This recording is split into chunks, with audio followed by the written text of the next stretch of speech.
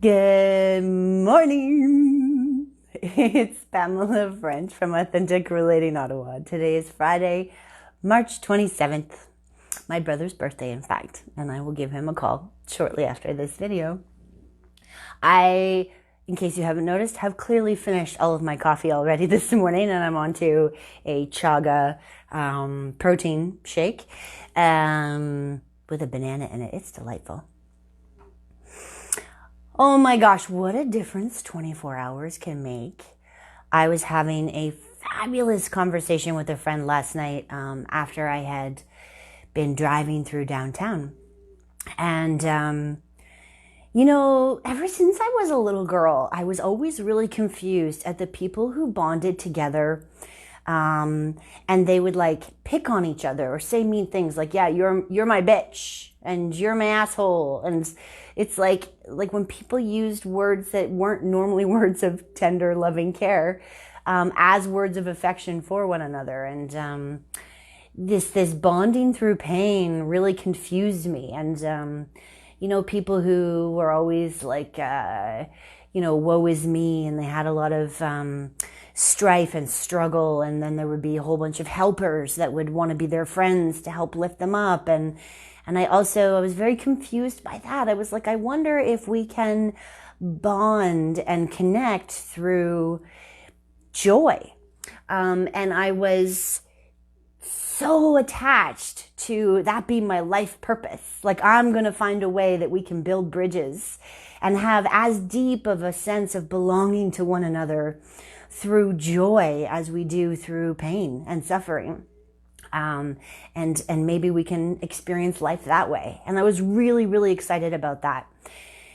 And so last night, I was running errands, and I was driving through the downtown core here in Ottawa, and it was a zombie town. And I noticed, like, in my body how I was feeling.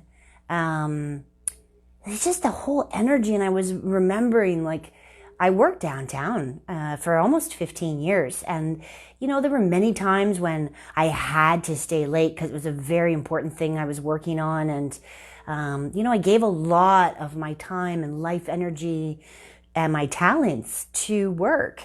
And realizing now that, what felt so important at the time is clearly not important to me anymore. And sort of had me question, like, how do I deem what's important now? And is that going to be important to me in 15 years? And I realized, that whole energy that I felt when I was downtown was, like, for me, maybe because of the emotions and the experiences I have associated with it, I felt like a constriction in my throat and like a tightening anxiety in the pit of my stomach. And I was like, wow, I used to spend like 5 days a week, 8-10 hour days in this environment. And I wonder how it affected me and how it affected the choices I made and the priorities I committed to, and the people that I devoted myself to. And I realized, that what pulled me out of all of that, because I've been dreaming about it for years. I mean, anybody who knows me knows that I've had tons of ideas of things that I could create and ways of being in business and leadership that would take me out of the downtown core and perhaps even out of Ottawa, who knows. But I wasn't really taking a lot of action on them. Baby steps, yes, and experimenting and having fun and trying new things on, but I wasn't cutting the cord.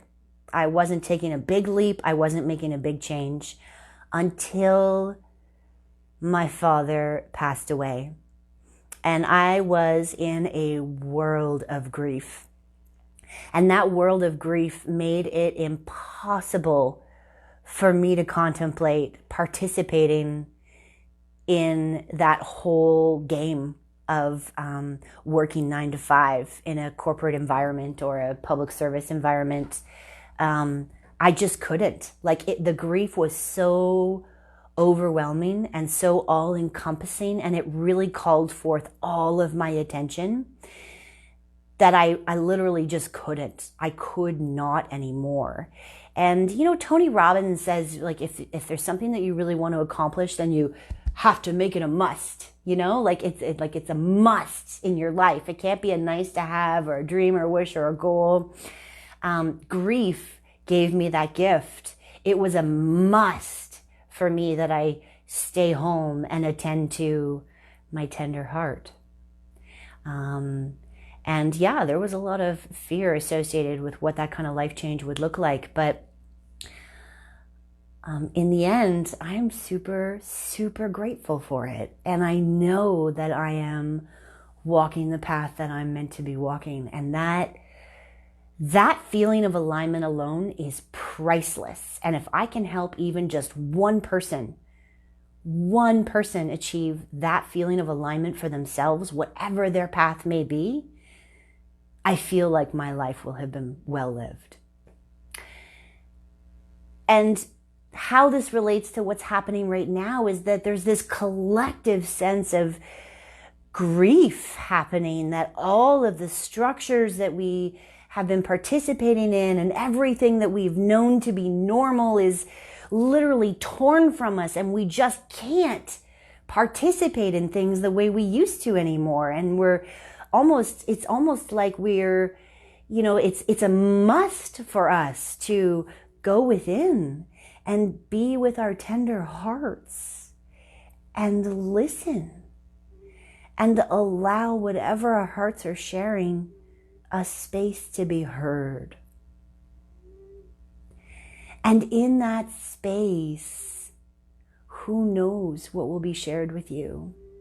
But the one thing I can guarantee you, it is wise. So very wise. And it may not make sense to you, and it may scare the shit out of you, but know that you are not alone.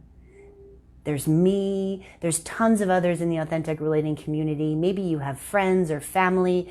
There are people who want to hear the wisdom of your heart, even if it scares you to share it. Let us take this time to grieve all that is being destroyed and deconstructed and dying, allowing something new to be constructed in its place. But before we get too excited about what's going to be coming, let us grieve. Grieve for the ways in which we participated in it in the past. Whatever is coming up for you in that grief, I encourage us to find ways to share it in healthy manners, to allow it to have a voice, to listen, to be there with it. And I know the day will come when we will build a new way of being together. And until that time, I wish you and your tender heart a very beautiful day.